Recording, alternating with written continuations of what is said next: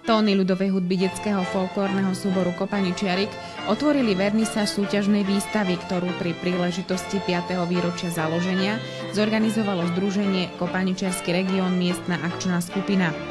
Od júna do konca septembra mohli do nej prispievať všetci, pre ktorých je fotografovanie koníčkom. Napokon sa zapojilo 20 amatérskych fotografov, ktorí spolu zaslali 149 fotografií. Súťažilo sa v kategóriách príroda v 4 ročných obdobiach, tradície a remeslá, z kopaničiarskych sadov a záhrad a 4. bola kategória pozoruhodnosti kopaničiarskeho regiónu. V prvej kategórii nám súťažiaci dokladali fotografie, niečo ako prírodné krásy, zaujímavosti a také úkazy kopaničiarskeho kraja. Spolu bolo predložených 50 fotografií.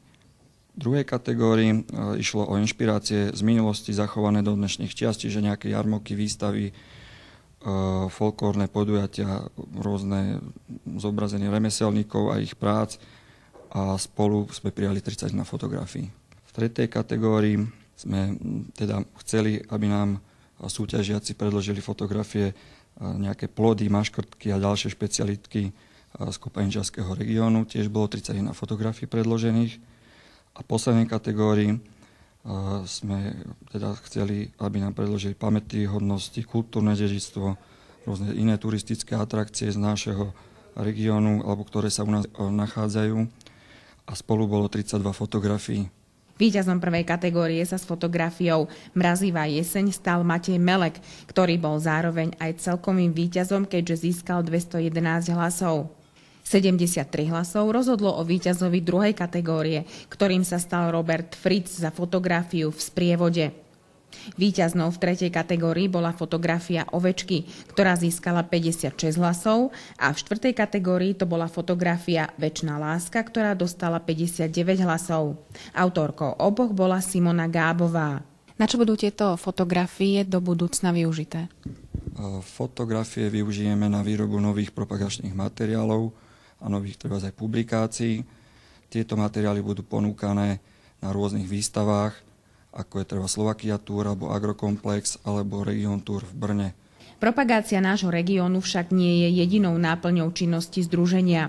Tou je najmä hľadanie možností pre rozvoj vidieka a tým zvýšenia životnej úrovne jeho obyvateľov. Miestna akčná skupina vznikla z podnetu regiónu Veľká Javorina Bradlo.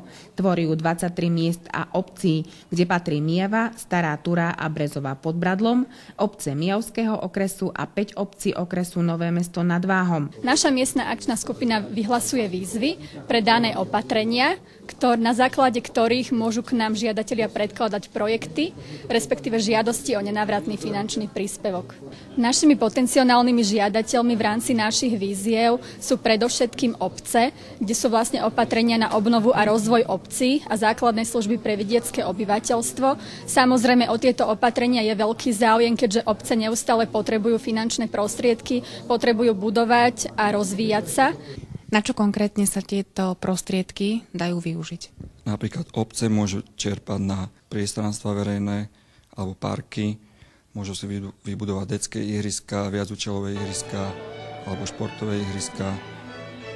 Podnikatelia môžu čerpať na rekonštrukciu domov, na ubytovanie v súkromí, alebo teda na marketing cestovného ruchu. Aká čiastka je pre žiadateľov k dispozícii? Na základe našej stratégie rozvoja územia sme dostali ako miestna akčná skupina pridelenú čiastku 2,1 milióna eur.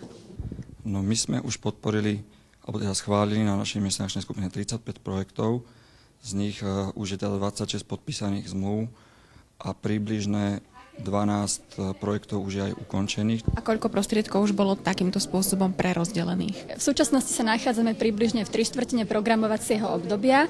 Momentálne máme vyčerpaných takmer 75% finančných prostriedkov, pričom väčšina projektov je momentálne v realizácii. Myslíte si, že miestna akčná skupina spĺňa účel, za ktorým bola založená?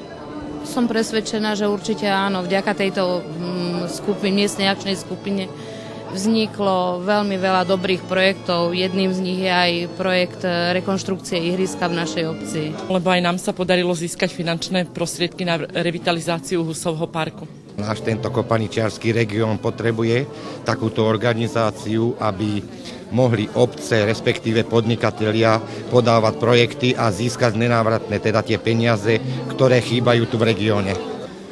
Tento druh získavania finančných zdrojov pre okolie Myjavy a pre celé územie miestnej akčnej skupiny má veľký význam vzhľadom na to, že sú tu nové možnosti na získavanie zdrojov na menšie aktivity, ktoré pomáhajú všeobecnému rozvoju nášho územia. Ako hodnotíte uplynulých 5 rokov činnosti miestnej akčnej skupiny? Určite sa nám veľa podarilo, veľa vecí sme zorganizovali, veľa vecí sme v spolupráci aj s ostatnými našimi občanmi a podnikateľmi a obcami a starostami pripravili do zdarného konca. Veľa vecí sme spravili tak, že sme sa aj naučili popri tom.